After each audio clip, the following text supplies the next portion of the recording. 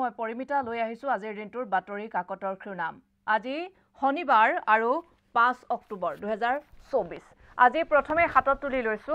আমাৰ অসম বাতৰি কাকতখন আমাৰ অসম বাতৰি কাকতত কি খবৰে শিৰোনামত স্থান পাইছে চাবলৈ চেষ্টা কৰিম সিবিআইৰ হাতত তুলি দিয়া হল ট্ৰেডিং কেলেংকাৰীৰ নথি পত্ৰ সিবিআই হাতত অৰ্পণ কৰিম বুলি কৈছিল মুখ্যমন্ত্ৰী ডক্টৰ হিমন্ত বিশ্ব শৰ্মাই আৰু অৱশেষত কেন্দ্ৰীয় তদন্তকাৰী সংস্থা অৰ্থাৎ সিবিআইক এই দায়িত্ব দিয়া হল ঐতিহাসিক স্বীকৃতিৰ পাছত ৰাজ্যজুৰি উৎসাহ বিভিন্ন মহলৰ কৃতিত্ব দাবী চৰকাৰী কামকাজত ব্যৱহৃত হবনে ধ্ৰুপদী অসমীয়া এতিয়া হেয়াও এটা প্ৰশ্নৰ উত্থাপন আমি আটাই সহযোগী সুমন্ত চলিহা এগৰাকীৰ বিশিষ্ট ব্যক্তিৰ এই এটা কলম তেওঁলোকে প্ৰকাশ কৰিছে এইটো সন্দৰ্ভত লিখিছে যে যেটো অসমীয়া ভাষাক ধ্ৰুপদী অসমীয়া বা ধ্ৰুপদী ভাষা হিচাপে স্বীকৃতি দিয়া হৈছে সেই সন্দৰ্ভত তেওঁ এটা কলম লিখিছে আৰু এই কাকতখনে হেয়া উল্লেখ কৰিছে বা প্ৰকাশ কৰিছে 39খন সমজিলা উদ্বোধন সমজিলাত কি আছে কি নাই শান্তিপুৰত অশান্তি কোকৰাঝাৰত দিন ডকাইতি ব্যৱসায়ী গুলিবিদ্ধ অপৰাধজনিত ঘটনাৰ দিনক দিনে সংখ্যা বৃদ্ধি আমাৰ ৰাজ্যত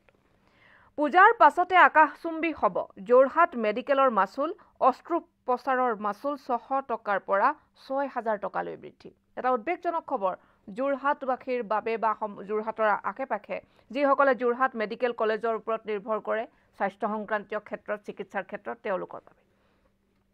জলজীৱনৰ কামকাজ সদ্যহতে বন্ধৰ নিৰ্দেশ এয়া আন এক উদ্বেগজনক খবৰ কেন্দ্ৰীয় চৰকাৰৰ যি জলজীৱন মিছন আঁচনিৰ সেই সকলোবোৰ কাম সদ্যহতে বন্ধ কৰাৰ নিৰ্দেশ দিছে ৰাজ্যৰ জলজীৱন মিছন আঁচনিৰ সঞ্চালকে সেই সন্দৰ্ভত খবৰ দুমাহে নাই দৰমহা কৰ্মচাৰীৰ আন্দোলনত স্থবিৰ টুকলাই চাহ গৱেষণা প্ৰতিষ্ঠান তেওঁলোকক দৰমহা দিয়া নাই আৰু কৰ্মচাৰীয়ে আন্দোলন কৰিছে তাৰ পিছত স্থবিৰ হৈ পৰিছে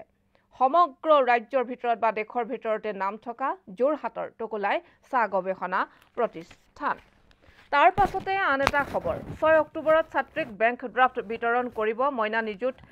ক্ষমা কৰিব ইয়াতে যি মইনা নিযুক্তি মইনা আঁচনিৰ যি ধন প্ৰক্ৰিয়া সেই সন্দৰ্ভত খবৰ উজনিৰ পথ বিধ্বস্ত বিকল্পৰ সন্ধান দিলে গুগল মেপে উজনিৰ যি পথছোৱা 4 লেনৰ কামৰ বাবে যি পথছোৱা এটা জৰাজীৰ্ণতা ৰূপ লৈছে বুলি ক'ব পাৰি সেই সন্দৰ্ভত তেওঁলোকে এটা খবৰ প্ৰকাশ কৰিছে পাকিস্তানলৈ যাব বৈদেশিক মন্ত্ৰী জয়শংকৰ অৰ্থাৎ বৈদেশিক পৰিক্ৰমা মন্ত্ৰী এছ জয়শংকৰে অংশগ্ৰহণ কৰিব পাকিস্তানত 15ৰ পৰা 16 অক্টোবৰত অৰ্থাৎ 15 আৰু 16 অক্টোবৰত আয়োজিত সাংহাই কোঅপাৰেশ্যন অৰ্গেনাইজেশ্যনৰ শীৰ্ষ সন্মিলনত ভাৰতৰ বৈদেশিক পৰিক্ৰমা মন্ত্ৰী এছ জয়শংকৰে তাতে তেওঁ উপস্থিত থাকিব বা অংশগ্ৰহণ কৰিব তাৰে খবৰ ৰাকেশ পালৰ আমোলত মৌখিক পৰীক্ষাৰ ভিত্তিত নিযুক্তি এইবাৰ এপিএছচিৰ 14 মেলেৰিয়া বিষয়াৰ নিযুক্তি বাতিল ন্যায়ালয়ৰ নাম হলনি হৈ যাব বিৰোধী ঐক্যৰ নাম হলনি হৈ যাব এক তেওঁলোকে খবৰ যুগুতাইছে এসময়ত দপদপাই থকা স্কুল কলেজত আজি ধৰাশায়ী আছু এটা সময়ত আছুৱে বিদ্যালয় মহাবিদ্যালয়ৰ ছাত্ৰ একতা সভাত এক দপদপাই আছিল নাম আছিল আৰু এতিয়া তেনে একাংশ কলেজতে আছু ধৰাশায়ী হৈছে কিন্তু কিয় প্ৰশ্ন উত্থাপন হৈছে এয়া ৰাজ্যজুৰি পৌৰকৰ্মীৰ ধৰ্মঘট আৰু উপাধ্যক্ষ সহ 5 বিধায়কৰ মৰণ জাপ সচিবালয়ৰ তৃতীয় মহলাৰ পৰা জপিওৱা মহাৰাষ্ট্ৰৰ বিধায়ক এয়া তাৰ পাছতে তেওঁলোকৰ আলোকচিত্ৰ প্ৰকাশ কৰিছে নিজৰ দাবী পূৰণৰ বাবে নহয় আনে সংৰক্ষণ লাভ কৰাৰ প্ৰতিবাদ কৰিছিল তেওঁলোকে তাৰ পাছত বিধানসভাৰ উপাধ্যক্ষ সহ 5 জন অনুসূচিত জনজাতিৰ বিধায়কে সচিবালয়ৰ তৃতীয় মহলাৰ পৰা জপিয়াই চাঞ্চল্যৰ সৃষ্টি কৰিছে দেশৰ ৰাজনীতিত কিছু নোহোৱা নোপোজা কিছু দৃশ্য বা খবৰ অধিকভাৱে চৰ্চিত হৈছে অসমীয়া প্ৰতিদিনত কি আছে সকলোৱে এই খবৰ ইতিমধ্যে ৰেড ৰিভাৰ্ছত দেখিছে যে ৰাজ্যত ভয়ংকৰ বিত্তীয় সংকট সকলো বিভাগক ধন ঘূৰাই দিয়াৰ নিৰ্দেশ প্ৰতিটো বিভাগৰ একাউণ্টত জমা হৈ থকা ধনৰ সুদ পৰ্যন্ত উভতাই দিয়াৰ আদেশ মধ্যাহ্ন ভোজনৰ বেংকত জমা হৈ থকা পুঁজিও ৰাজকোষত জমা দিবলৈ ক'লে বিত্ত বিভাগে উন্নয়নৰ বাবে মুকলাই দিয়া ধন জমা দিব লাগিব ৰাজকোষত এটা উদ্বেগজনক খবৰ ৰাজ্য চৰকাৰে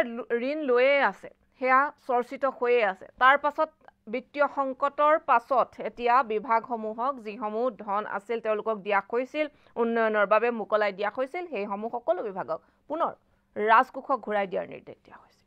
উপৰাষ্ট্ৰপতি জগদীশ ধনখৰে কৰিব উদ্বোধন আজিৰে পৰা নতুন দিল্লীত দুদিনীয়া কাৰ্যসূচীৰে দা কনক্লেভ 2024 এই বাতৰি কাকতখনৰ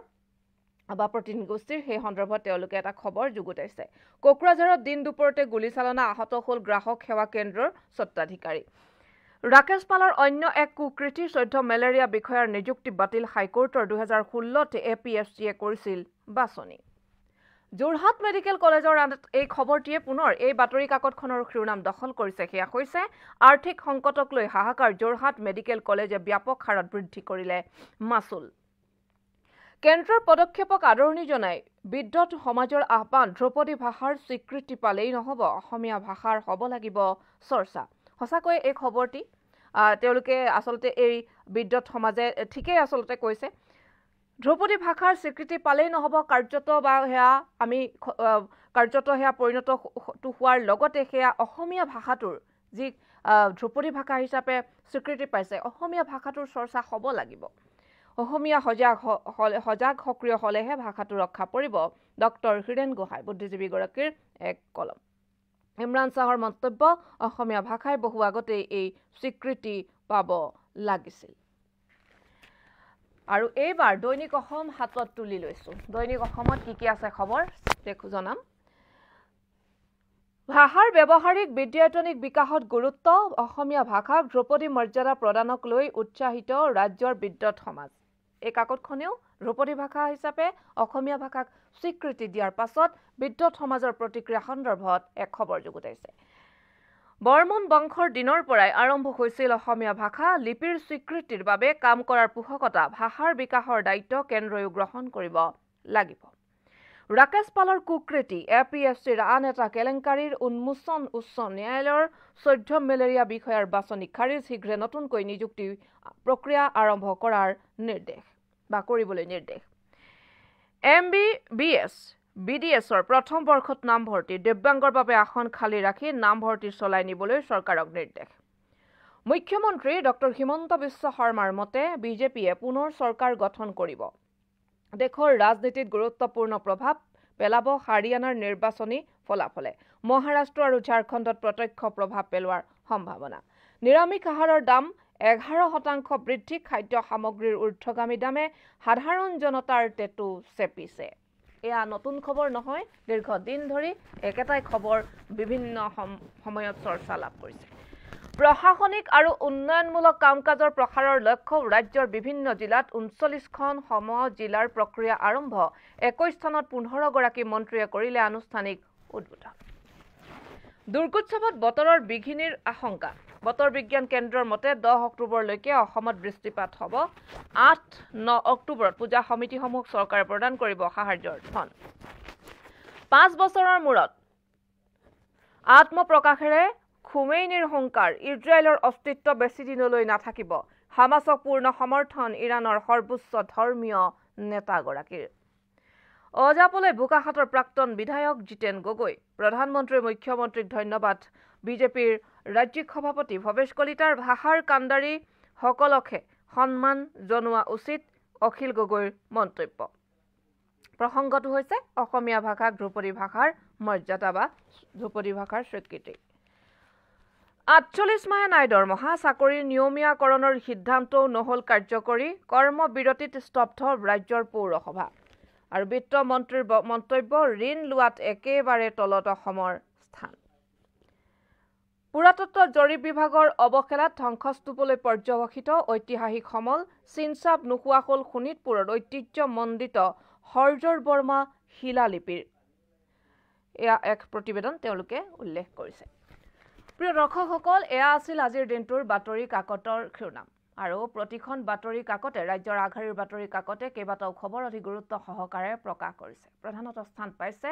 অসমীয়া ভাষাক যি ধ্ৰুপদী ভাষাৰ স্বীকৃতি দিছে সেই খবৰ লগতে ৰাজ্যৰ বিত্তীয় সংকটৰ খবৰ লগতে